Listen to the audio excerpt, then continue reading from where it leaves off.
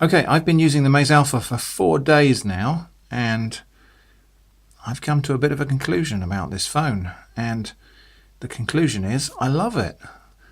Now that might come as a bit of a surprise to some of you who've seen my previous reviews of these budget smartphones, where I started off very enthusiastic and got quite disappointed after just a few days. However, the Maze Alpha has actually kept me really happy. So let's look at a few things about the Maze Alpha. You've heard my discontent about cameras on some of these other budget phones in the past, so I'm sure you're itching to hear what I think of the Maze Alpha. So here it is. Well, the camera is actually pretty darn good. I went out and did some video. This is video in bright sunlight. Okay, we're going to use this familiar setting for testing the video camera on the Maze Alpha. So this is recording at 1080p. And there's a test of whether the panning is smooth. And let's go in a bit closer and look at some detail. And back out again. Okay. In bright sunlight, seems to do really well. Do you want this?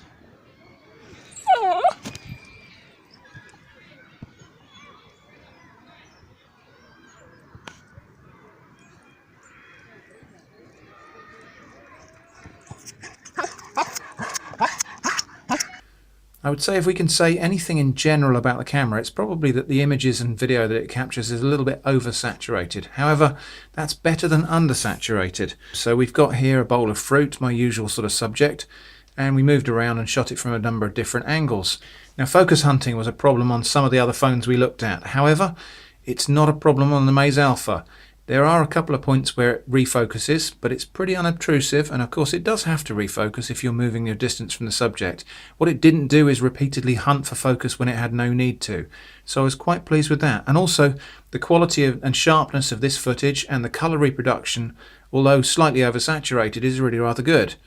Still photos also held up really well, so still photos in indirect daylight indoors, really nice and sharp, good detail.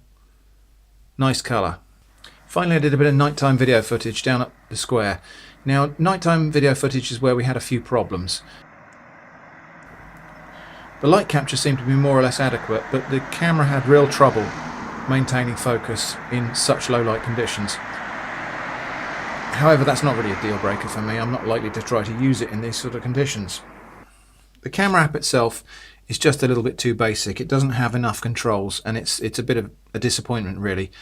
But you can install your own camera app. There are lots of third-party camera apps you can stick on there, and that will give you the control that you need over things like white balance and focus locking and so on.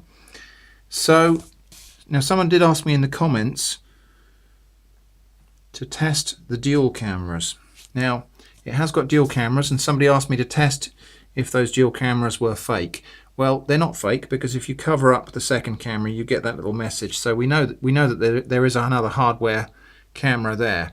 You get that message that says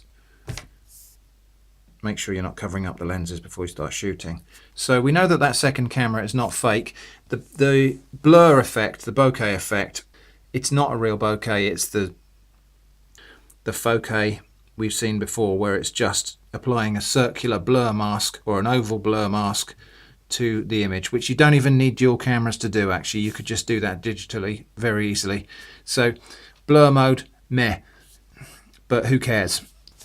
So yeah, what about the rest of the OS? So I've installed Arrow Launcher on here because the default launcher was actually just a bit boring really, and minimally configurable. I think it's probably the default Android launcher, and it had hardly any configuration options, and it was just a bit dull really. You could install whatever launcher you like and configure it how you like. And I've been very happy with the responsiveness of the phone. Also, I did some call testing, and so call quality and volume is really good.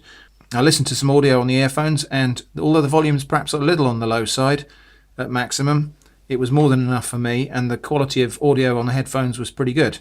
Quality of audio on the inbuilt speaker, not so good, but still audible, certainly good enough for using it as a speakerphone.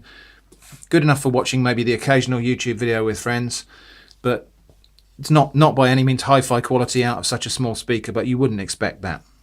as we discovered quite early on, fingerprint unlocking on this phone is just superb. Really, honestly, it's very responsive, it's very reliable on all 4 of the fingers that I enrolled. So all in all, I'm really happy with the Maze Alpha. For the first time, I think, a budget smartphone has lived up to all of my expectations, and I'm really happy to carry on using this phone. So this is going to become my main phone until something better comes along, but that may well be a little while. So I hope that's been useful. Thanks for watching, and I hope to see you again soon.